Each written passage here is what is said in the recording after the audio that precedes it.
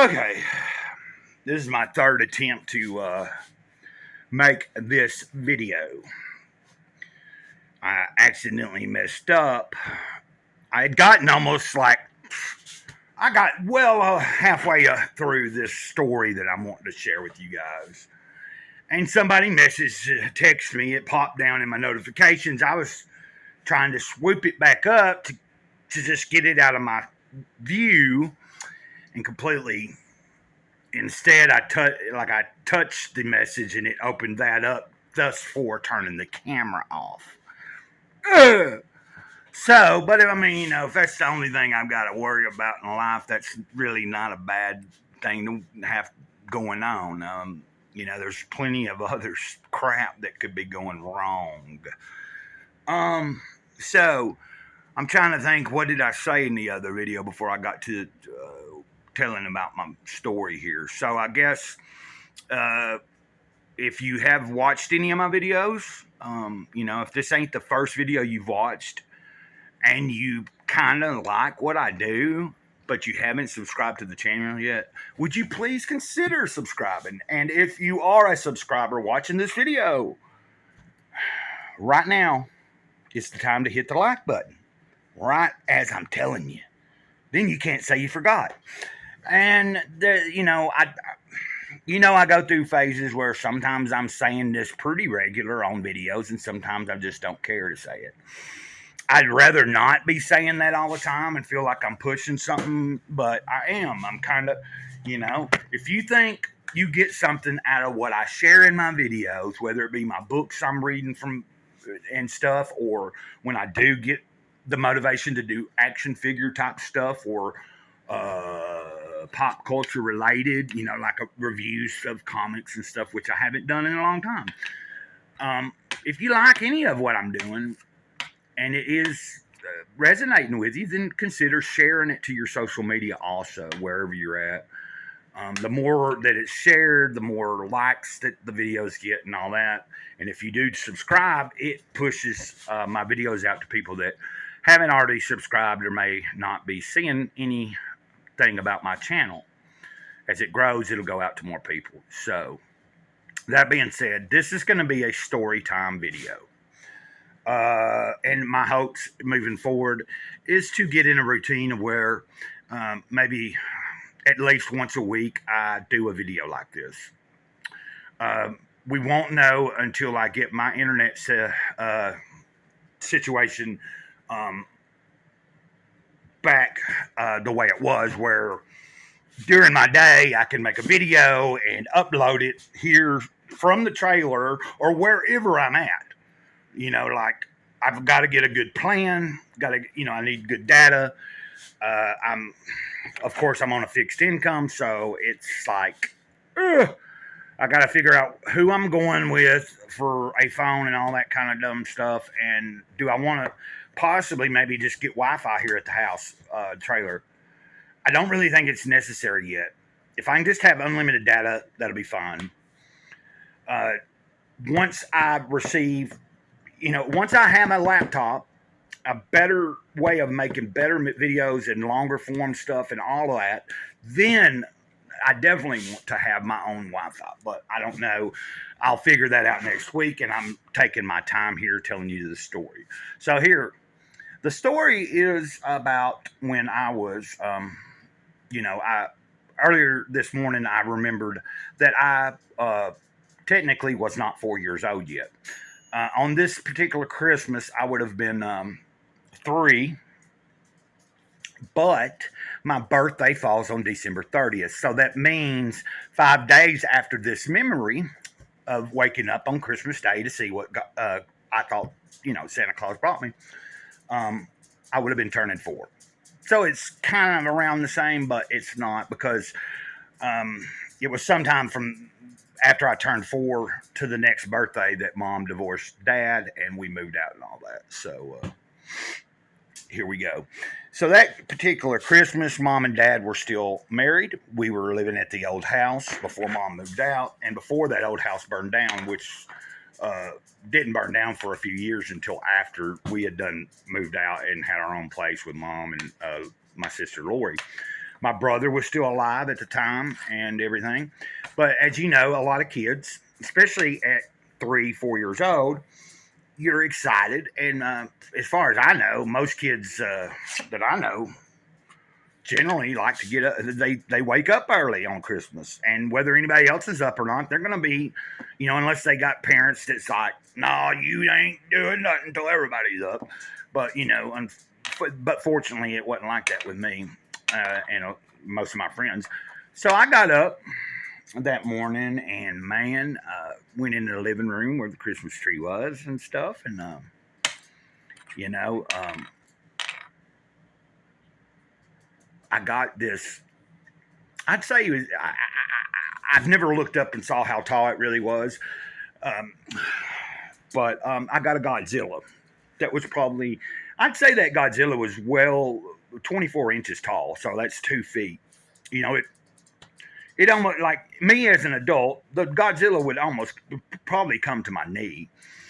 Um, but not only did I get a Godzilla, I got two Shogun Warriors, and at this point, I had no clue what a Shogun Warrior was. All I knew is I knew who Godzilla was. I watched all the old Godzilla movies. Of course, they were all being reran, in the afternoons or during the day, like when it was just me and mom at the house, and my brother and sister was gone to school and dad working and stuff. So I grew up on watching a lot of reruns of like Godzilla movies and old TV shows and stuff. So I was definitely really, really excited to see this stuff. Of course, Godzilla was just like, whoa. And the cool thing about the Godzilla is it had a lever on the back of its head. If you moved that, this paper flame would come out of his mouth. It's made out of paper, but colored and shaped like a flame.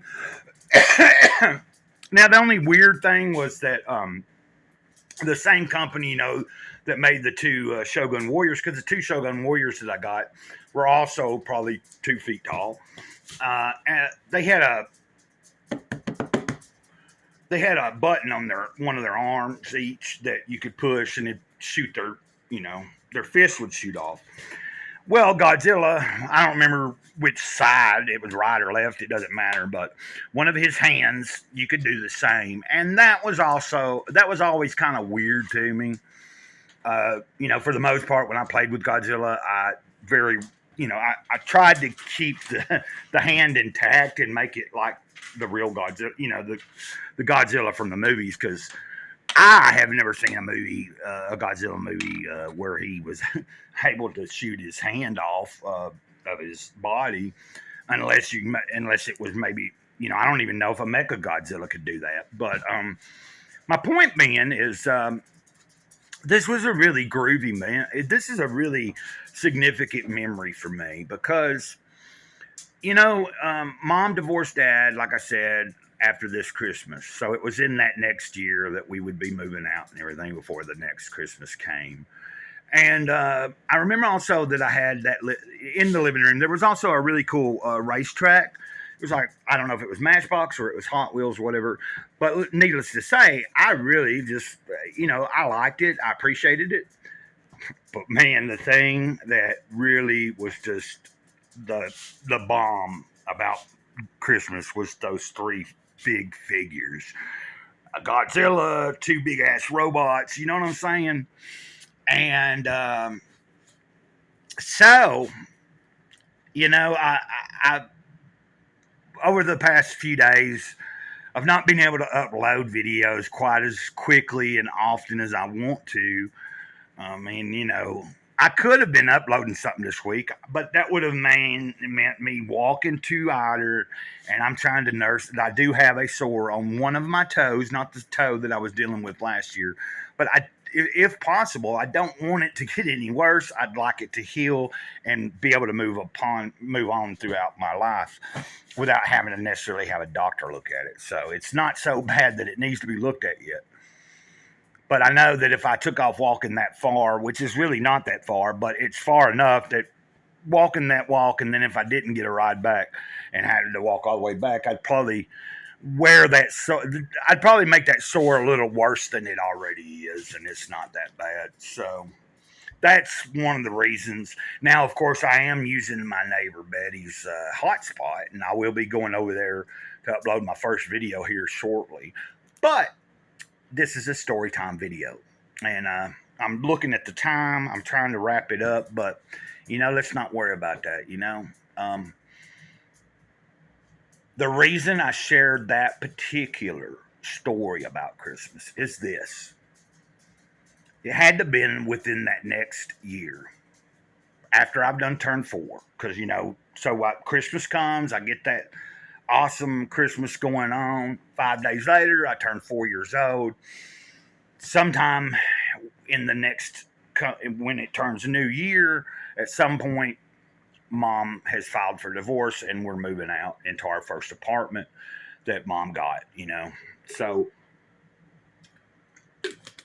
the significance of the story is this, that before Mom divorced Dad and we were all still living together after this Christmas, sometime in that coming year, it was tornado season going on. And my granny lived, like, our house was at the end of where they called Billy Goat Hill. So our house was at the very end of it. It was like a dead end gravel road. Well, right up from our house, like if you was looking on the porch, you could see my granny's trailer. It was, here was our yard and then a garden, then the trailer. So it wasn't really far away. You could see it. If you don't know, I'm in the South, and at this time, of course, I grew up in Middle Tennessee, but we were in, right in the middle of what they call Tornado Alley. And by the way, I'm also still in Tornado Alley here in Alabama where I'm at. But the point being is, so that night, that evening, they thought it would be best if Granny came down to the house because we didn't live in a trailer. We actually had a house with foundations and stuff that Dad had built and all that. So, that, I think I had been at Granny's because my toy Godzilla was at Granny's. So I had to have been visiting Granny probably that day. And then that evening they came and got Granny and me or whatever. We got down to the house and, the storms are coming. Things are getting brutal. It's already dark at this point. And I remember my Godzilla. And I start pitching a hissy fit about my Godzilla. So, my brother, who was still alive, my brother died at 19, and he wasn't 19, of course, in this story. He would have been about 14, because he was 1 year younger than my sister and everything. But he was 14, between 14 and 15 he would have been, and, I believe that Mama asked him to go, while it was really windy, tornadoes were definitely out and had been spotted. It was probably raining too, lightning, thunder, all that kind of good stuff in a bad storm and tornado weather. But James, my brother, he walked up to my granny's trailer and he recovered my Godzilla and brought it home. And I thought that was a good memory to share. Of course, my Christmas memory, I couldn't ask for a better Christmas. I mean, I always had really awesome Christmases. I'll tell you one funny thing, though, that was real funny is that Mom has told, Mom's dead now, been dead for a while. But I remember her telling me that my dad just couldn't get it. Why did I not like my Hot Wheel racetrack? Well, it wasn't that I didn't like it, but come on now. You got a racetrack over to the side, and you got a Godzilla that's 2 feet tall and 2 big-ass robots. I'm sorry, but, just depending on what kind of kid you are, but you know what I'm saying? Like, Mom had been the one that kind of influenced getting those. She knew me better probably than Dad, and Dad thought because I was a little boy, I'd love the cars. Well, I liked cars, and I liked playing with Hot Wheels, but Come on now, you know what I'm saying? Godzilla, a 2 foot Godzilla, and two big ass robots. And I've done said that. This is about the third time I've said that here. This video's getting long, and but the point of this whole memory was to lead up to where I was telling you about my brother James, and I've got another cool memory to talk about in another video about James, and it involves a Christmas too.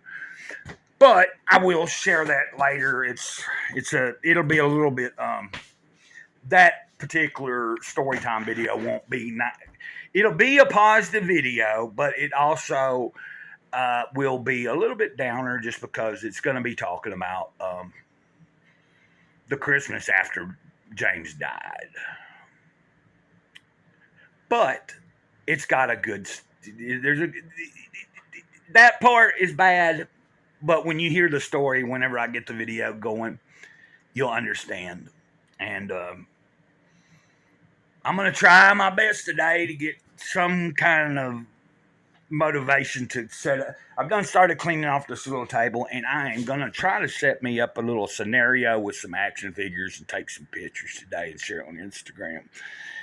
Don't hold me to it, guys, but any of my toy enthusiast friends and world builders, man, I appreciate all of you. I appreciate everybody. You don't have to be into toys. You know what I'm saying? I appreciate you. Just any of you that watch this video, any of you that are subscribed, any of you that are supporting me in any manner. It is so appreciated.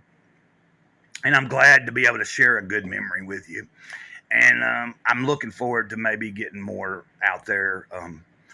Also, I am going to revisit the 2 videos I did last year of me going off into the woods in 2008 when I was still going by Jason. And when I came out of them woods, you know, with a spiritual message had been given to me and revealed to me about why I would be Gray Cloud from that point on and stuff like that. And I'm going to go back sometime in the next few weeks, rewatch those videos and take notes, and then probably just restart telling that same story also. And, you know, evolve it to where it leads up to this point here where you got me now in full form. So until next time, keep your heads up. Can't always be bad, and remember the good, the bad, both of them pass. Just be grateful you're alive. Mr. Cloud says the eternal moment over and out. Ditto.